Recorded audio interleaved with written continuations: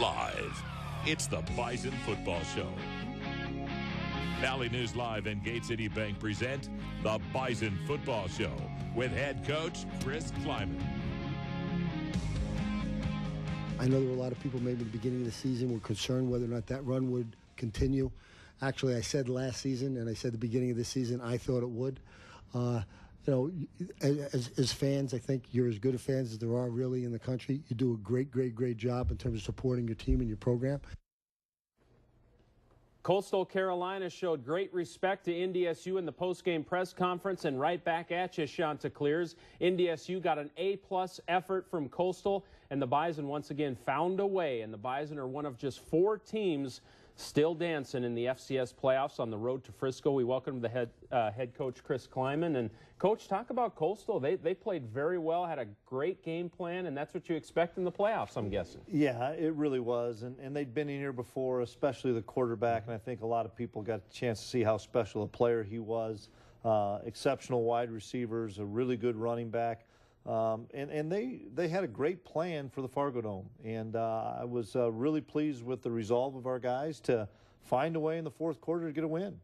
Coastal Carolina is a program on the rise a little bit, aren't they? They seem to be getting better every year, and they are certainly in that upper echelon of the FCS now, aren't they? Oh, absolutely. And I was talking to Joe before the game, and he said, you know, we can't get the kids in Carolina, so we've really hit Georgia and Florida really well, and you can tell they've got tremendous athletes and great speed. Coach, what did you think of the flow of the game at halftime? Well, obviously it was to our favor offensively because we were able to run the football and control the clock. We just had missed too many tackles on defense, but in the same respect, we knew they had a good offense, and we did hold them to a couple of field goals where we got touchdowns, and there's your 4-point difference. Earlier in the week, I think that quarterback kind of presented the most problems we've seen as someone who can both throw and run. And you know, it was tough to contain him and keep him in the pocket, but we got a couple big stops when we needed them. It's a team game, you know. Sometimes where the offense didn't play well, defense picked them up. Defense didn't play, you know, very well today, and offense just kept running the football and keeping control. Their offense was keeping up this time, so we had to answer every time. We had to have our defenses back, so I mean they've had ours before too. So I mean it goes both ways. Just as a team as a whole, the last 2 weeks, it just kind of shows our character and our mentality. We never panic, really. We've been put in these situations since we've been here, you know. We feel like we're never out of a game. We're always calm in the moment. That's about it. I mean, we're experienced, so we've seen a lot of stuff. Survive in advance, man. We keep playing, and that's all we can ask for right now. That's exactly right, Colton. Survive in advance, and the Bison did that. You know, this was a physical game. Kyle Emanuel told me after the game on the radio that this was more physical than they expected as players. So did anyone get beat up? What's the injury situation? Well, we have a short week playing on Friday, so we've got to look at that, and we'll meet today with the players and have a short walkthrough. But I think we didn't lose anybody for the game. We'll have some guys beat up a little bit, so we've got to do a great job. Plus, the guys have finals this week, so they've got a busy week. And but all the guys said, what a great team win. You know, everybody picked each other up. Nobody points any fingers. Everybody says, hey, it's our turn to make a play, whether it's offense, defense, or special teams. That's what's so unique about this group. That's a great point. How about Vraz? Is he unlikely, you think, in a short week? Probably unlikely in a short week, but he improved a bunch last week, so we'll play it by ear and see where we're at middle of the week.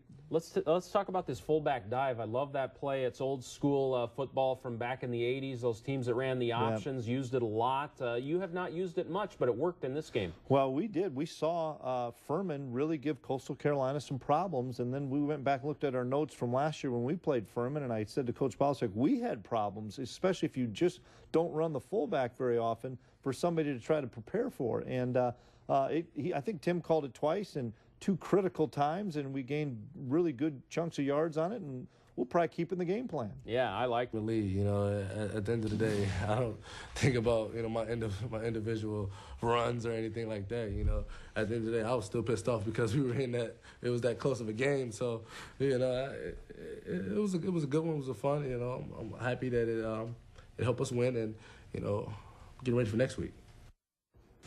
Oh, John's a competitor. You got to love it. I wanted to highlight Kerry Woods, too, Coach. With Zach Vraw going down, you needed someone to step up. RJ has stepped up as well, but you needed a second guy as well. Gebhardt's made some catches, but Kerry Woods, it seems like he has really turned the corner. Well, a lot of that is confidence. And Kerry made a big catch against South Dakota State 2 weeks ago, took all the reps really that Zach would have had last week in practice. Carson's got a tremendous amount of confidence in Kerry, and Kerry's got to be a playmaker for us moving forward.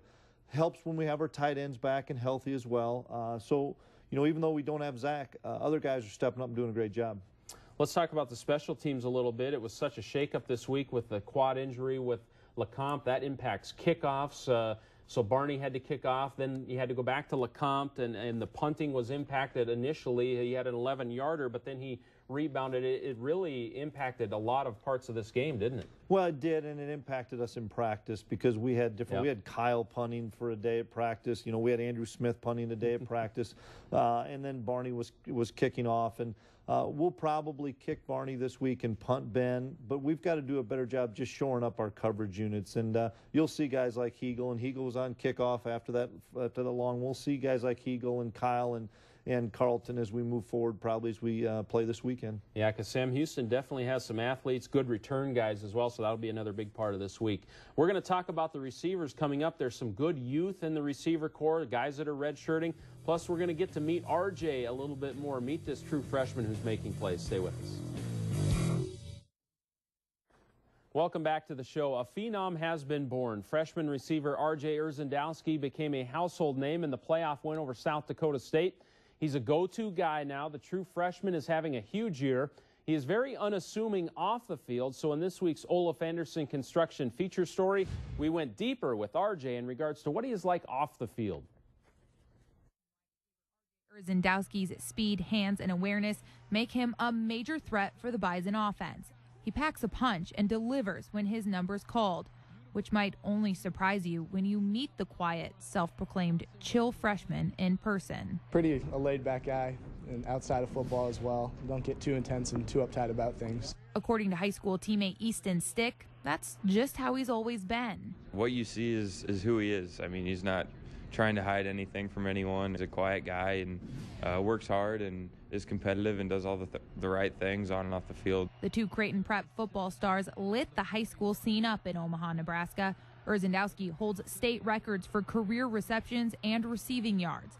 Stick credits it to Urzendowski's team-first mentality, a trait that's made his transition to the college game fairly smooth for the 5'11", 180-pound freshman. Obviously, I mean, you've seen what he's done and stepped up on the biggest stage and performed.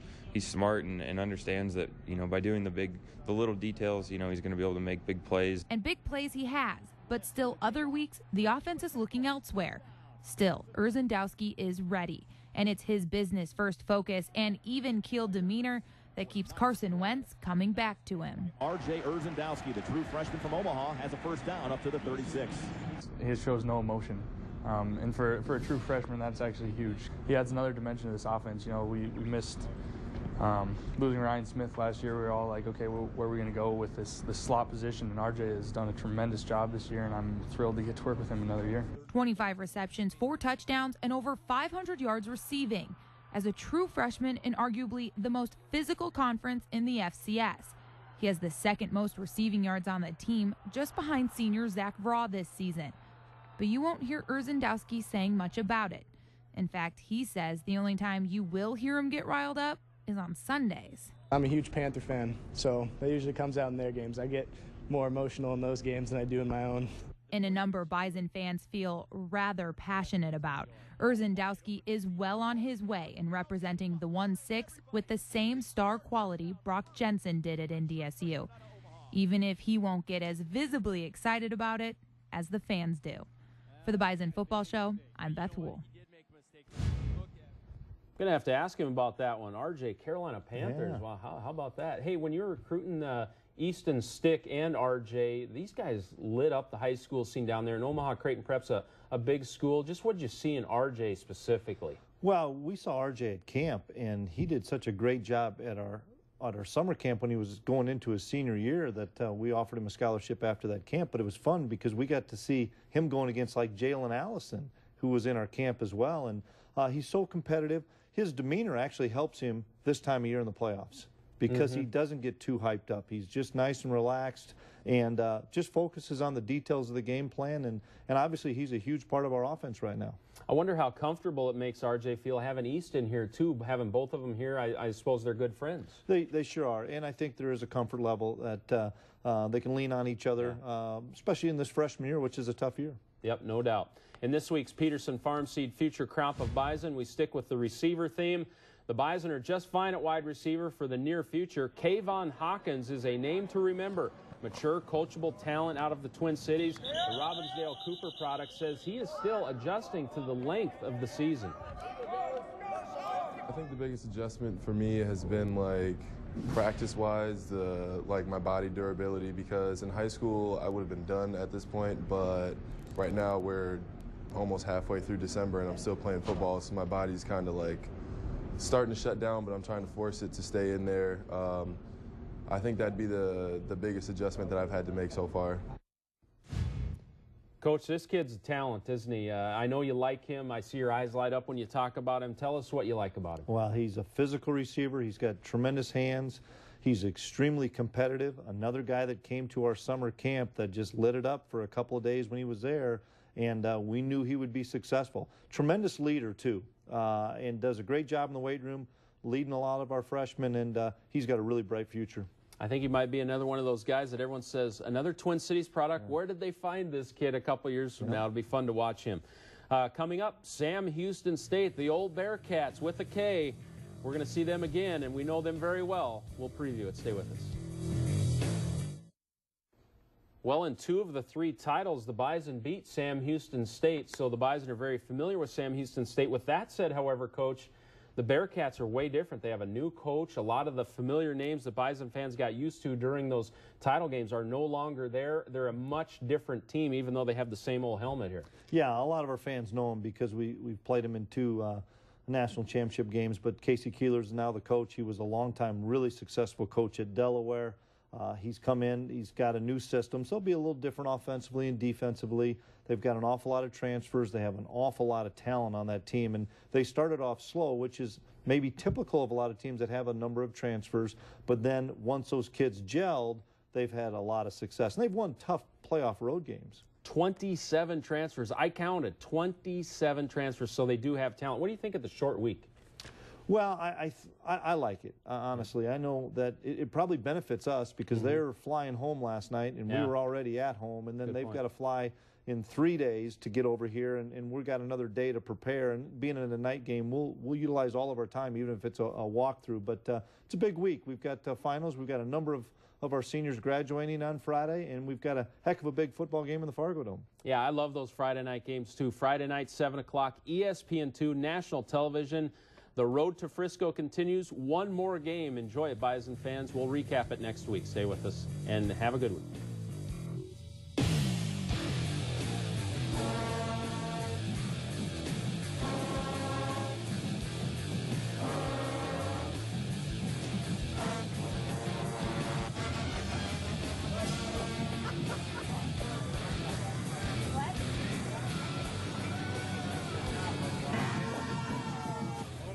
Chicken.